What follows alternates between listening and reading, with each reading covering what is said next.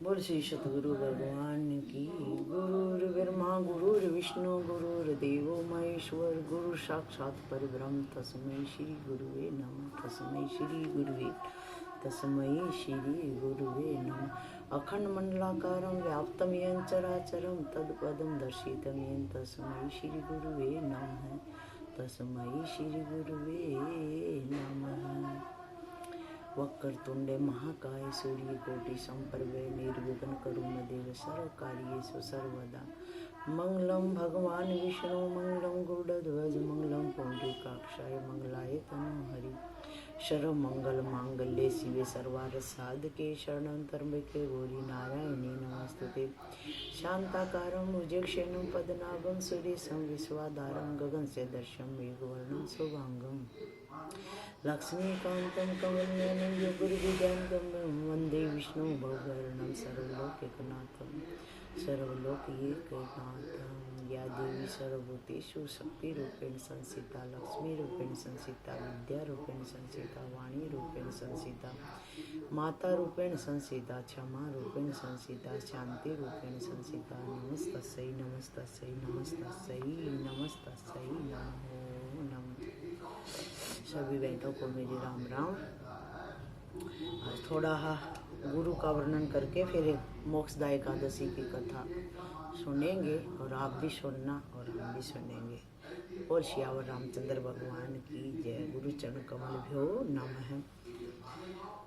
जो ब्रह्मानंद स्वरूप हैं, परम सुख देने वाले हैं और केवल ज्ञान स्वरूप हैं, सुख दुख शीत उष्ण आदि द्वंद्वों से रहित हैं, आकाश के समान सूक्ष्म और सर्वव्यापक है।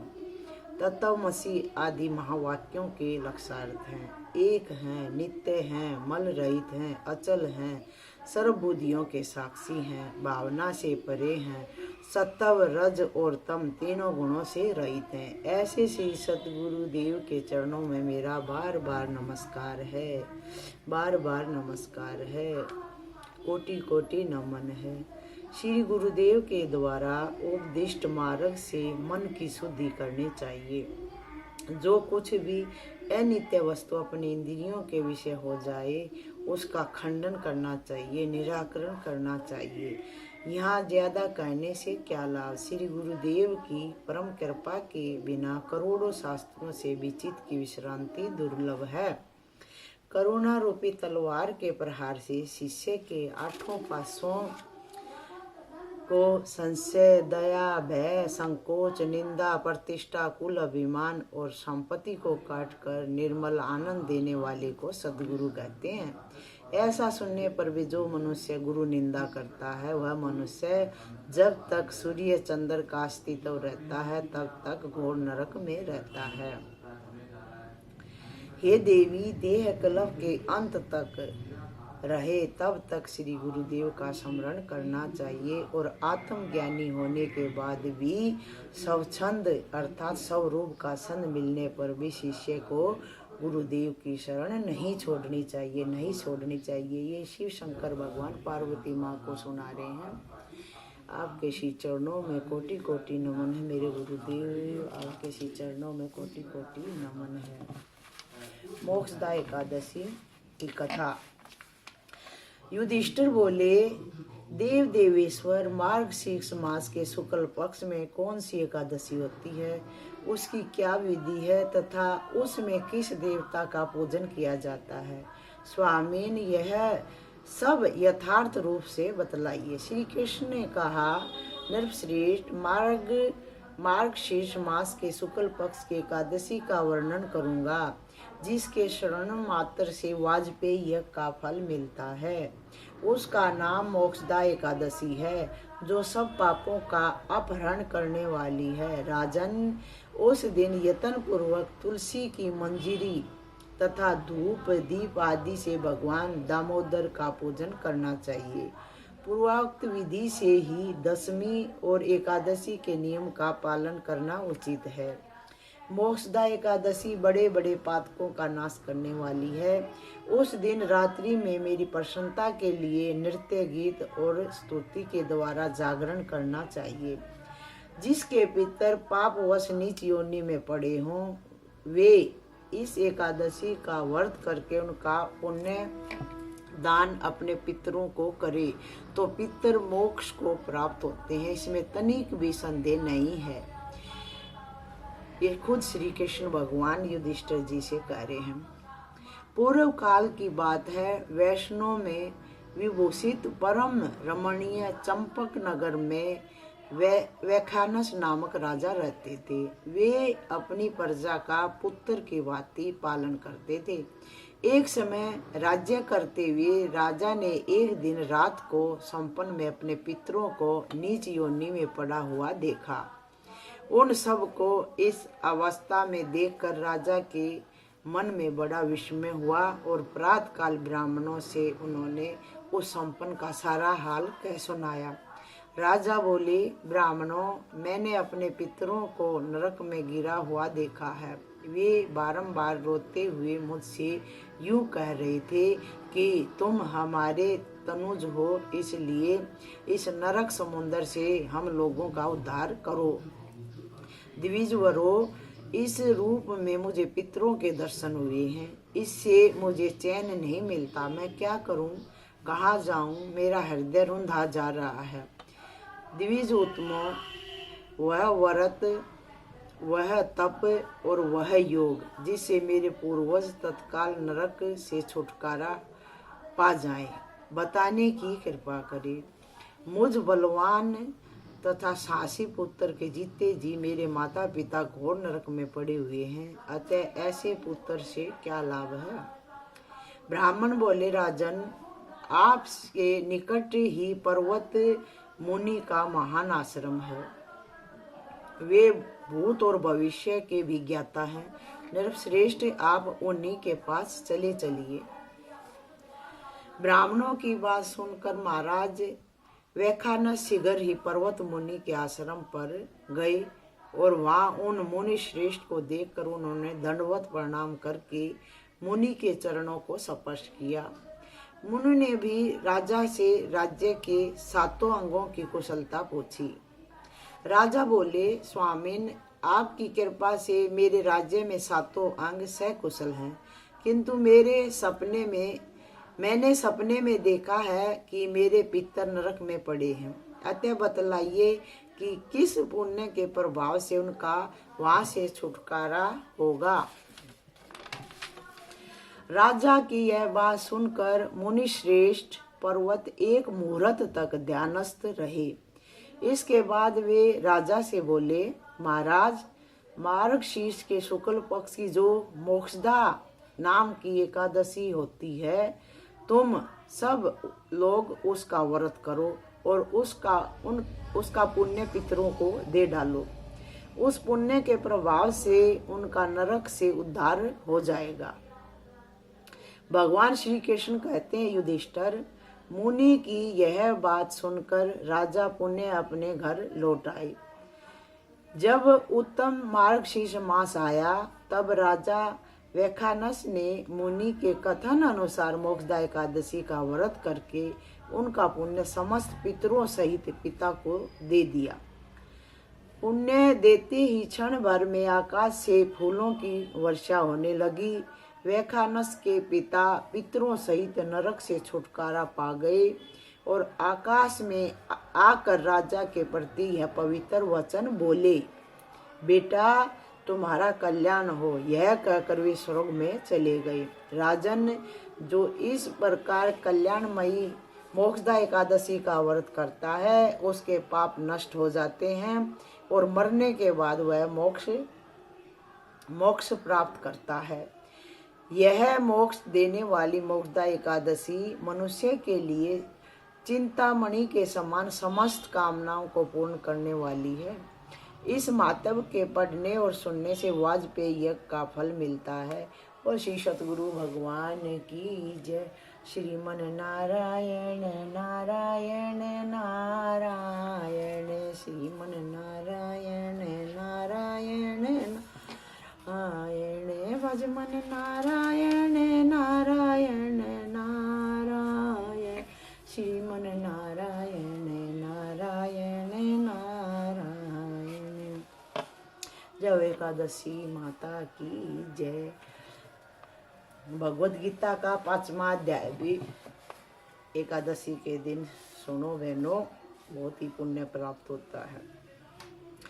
अर्जुन बोले, हे कृष्ण, आप कर्मों के संन्यास की और फिर कर्म योग की प्रशंसा करते हैं, इसलिए इन दोनों में से जो एक मेरे लिए भली भांति निश्चित कल्याणकारक साधन हो उसको कहिए।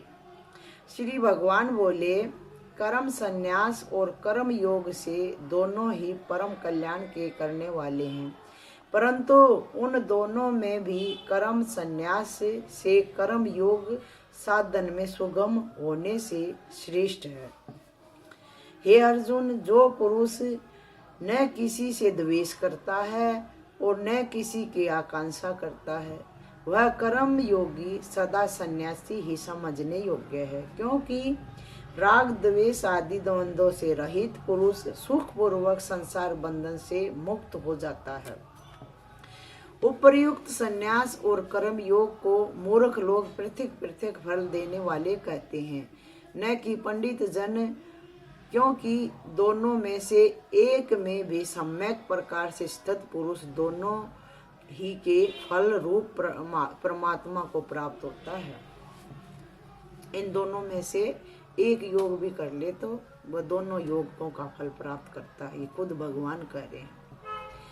ज्ञान योगियों द्वारा जो परम धाम प्राप्त किया जाता है, कर्म योगियों द्वारा भी वही प्राप्त किया जाता है। इसलिए जो पुरुष ज्ञान योग और कर्म योग को फल रूप में एक देखता है, वही यथार्थ देखता है, वही सही देखता है। परंतु हे अर्जुन, कर्म योग के बिना संन्यास अर्थात मन, इंद्रिया और शरीर द्वारा होने वाले संपूर्ण कर्मों में कर्तापन का त्याग प्राप्त होना कठिन है, और भगवत स्वरूप को मनन करने वाला कर्म योगी पर ब्रह्म परमात्मा को शीघ्र ही प्राप्त हो जाता है। जिसका मन अपने वश में है, जो जितेंद्रिय एवं विशुद्ध अंतरकरण वाला है, और संपूर्ण प्राणियों का आत्म रूप परमात्मा ही जिसका आत्मा है, ऐसा कर्म योगी कर्म करता हुआ भी लिप्त नहीं होता।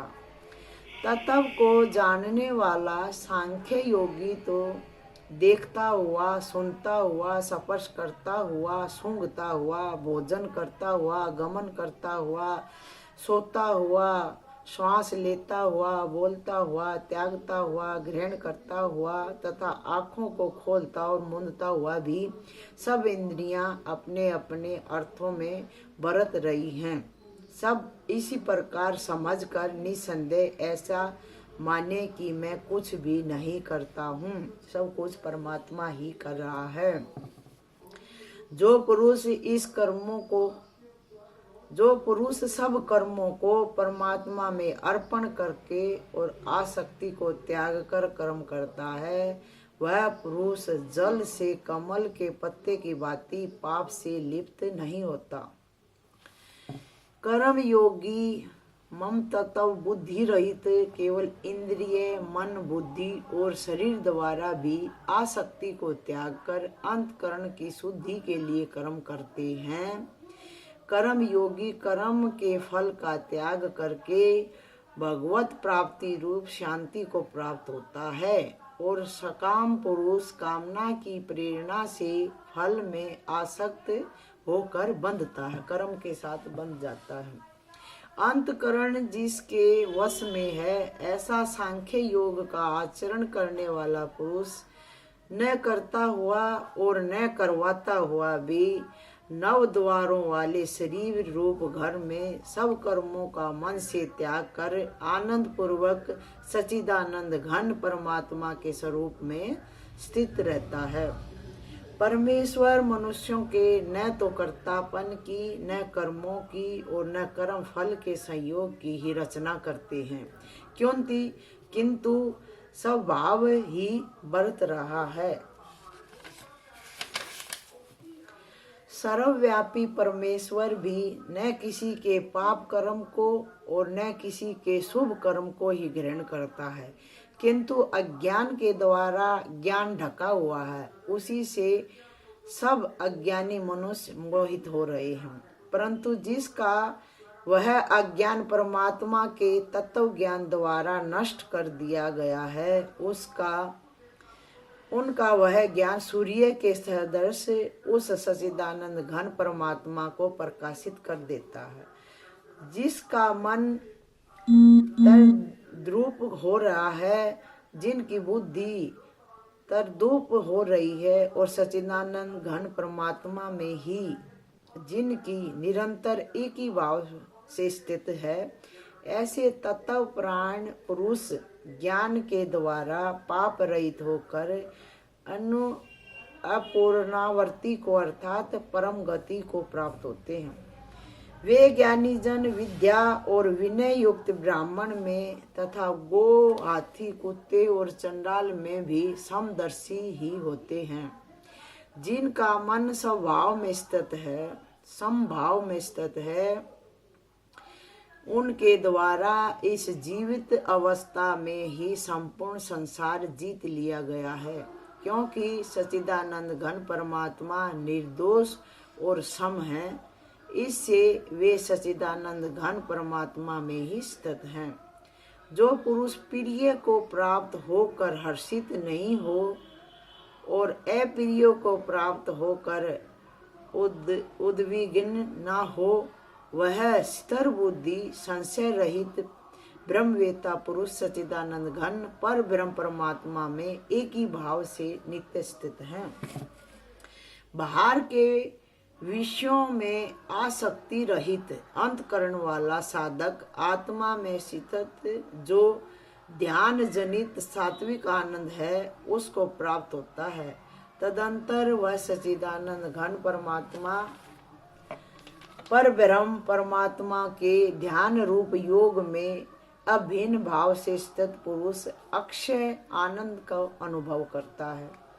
जो ये इंद्रिय तथा विषयों के संयोग से उत्पन्न होने वाले सब भोग हैं, यद्यपि विषयी पुरुष को सुख रूप भासते हैं, तो भी दुख के ही हेतु हैं और आदि अंत वाले अर्थात अनित्य हैं।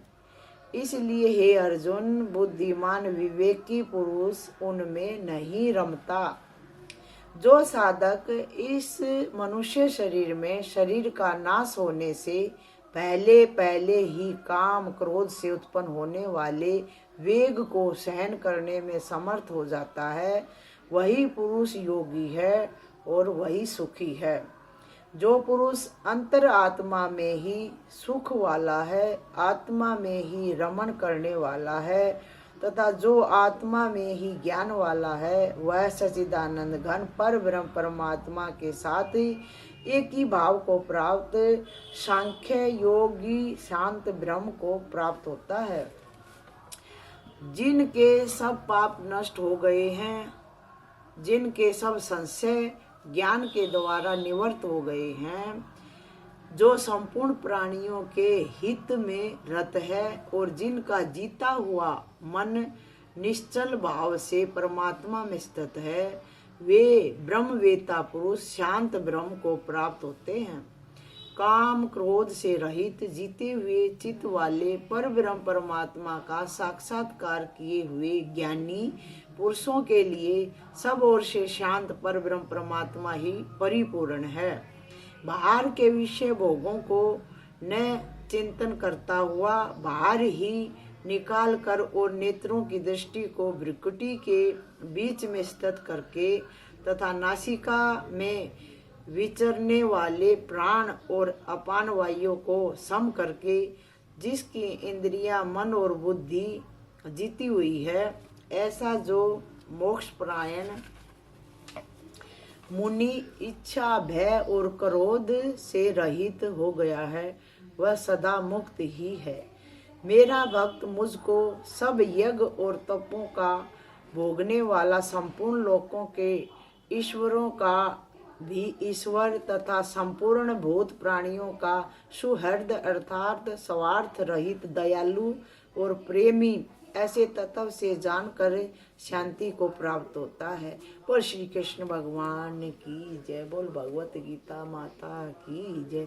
श्रीमन नारायण नारायण नारायण, श्रीमन नारायण नारायण नारायण, श्रीमन नारायण नारायण नारायण, श्रीमन नारायण नारायण नारायण, भजमन नारायण नारायण नारायण, रटमन नारायण नारायण नारायण, श्रीमन नारायण नारायण नारायण, भजमन नारायण नारायण नारायण।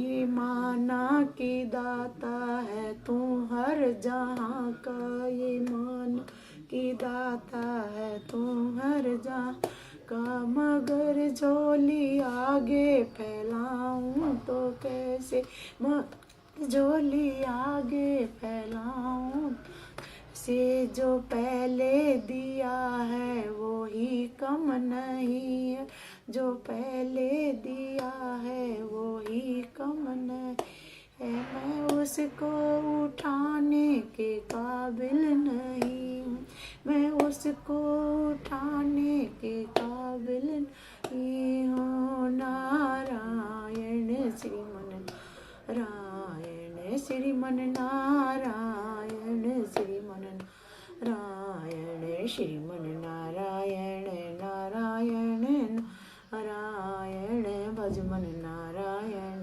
नारायण नारायण।